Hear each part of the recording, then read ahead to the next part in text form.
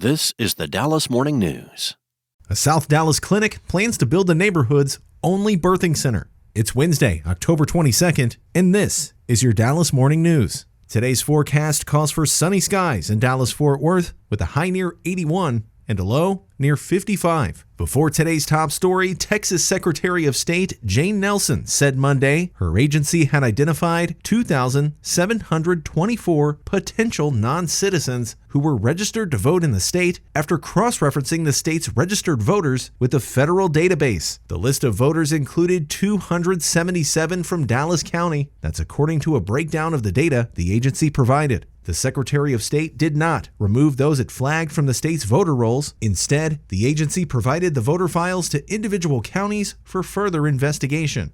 If an investigation finds that any non-citizen voted in a prior election, they will be referred to the Attorney General. The database the Secretary of State used was the SAVE database kept by U.S. Citizenship and Immigration Services. It is the federal database that tracks citizenship records. The voters who are identified as non-citizens will receive a notice from their county voting registrar and will have 30 days to present proof of citizenship so they can remain a registered voter. If there is not a response received after 30 days, the registration will be canceled. This is not the first time Texas officials have said they identified potential non-citizens in state voter rolls. Last August, before the 2024 presidential election, Governor Greg Abbott said the state had purged some 6,500 people who were potential non-citizens in the previous 3 years. However, an investigation by ProPublica, the Texas Tribune, and VoteBeat that was published in October 2024 found that the governor's claims about non-citizens on the voter rolls were inflated.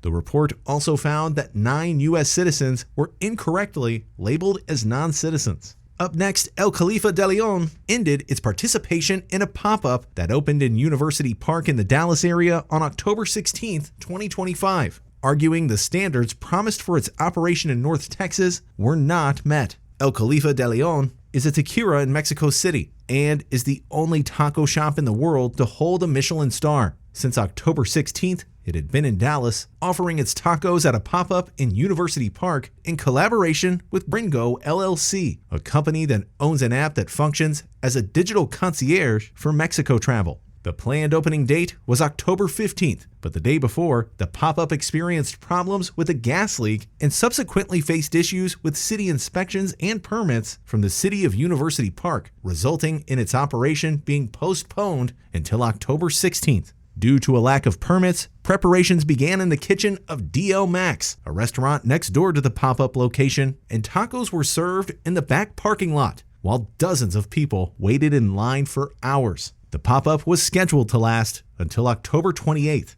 Mario Hernandez, owner of El Khalifa de Leon, said, "We are deeply grateful to everyone in Dallas who showed enthusiasm for our food. We look forward to welcoming guests soon at our new locations in the United States where they can experience El Khalifa de Leon exactly as it's meant to be."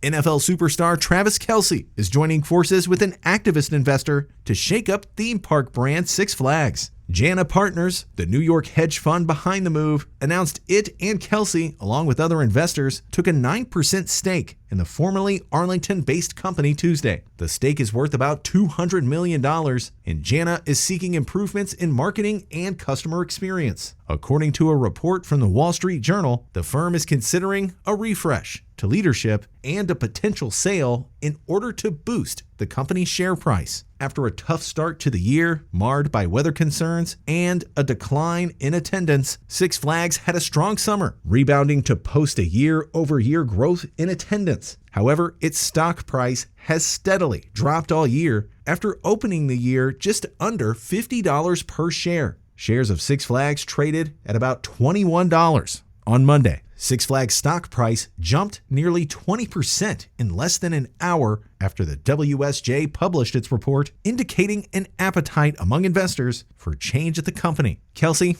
recently engaged to billionaire songstress Taylor Swift, is nearing NFL retirement and has diversified his business interests as of late, inking a $100 million deal with his brother Jason Kelce for their podcast New Heights and launching a clothing brand that collaborated with American Eagle this year. He grew up in Ohio near Cedar Point, now one of Six Flags' crown jewel parks. Cicely Smith was shocked when she saw the numbers for maternal and infant mortality rates for Black women. The most jarring part was the disparity between the rates for Black women and those of their white counterparts. "It messed me up," Smith said.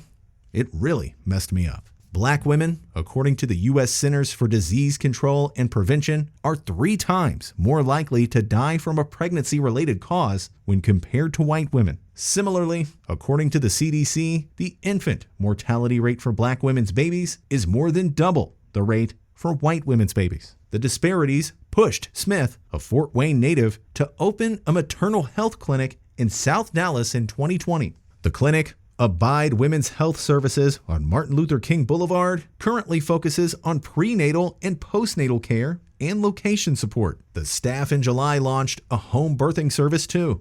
By the end of September, there had been 3 home births through Abide's service. But Smith and her team have plans to take the clinic a step further. Abide plans to build a full birthing center at the clinic site. Once it is up and running, it will be the only birthing center in the South Dallas neighborhood.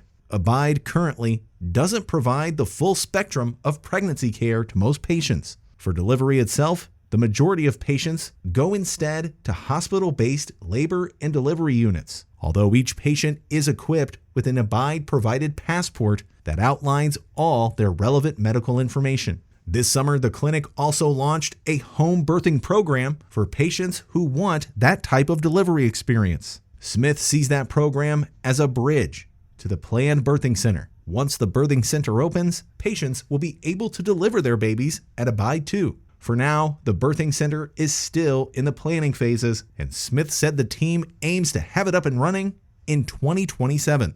Thanks for listening. My name is Dennis, and for more on today's stories and the latest breaking news, visit dallasnews.com.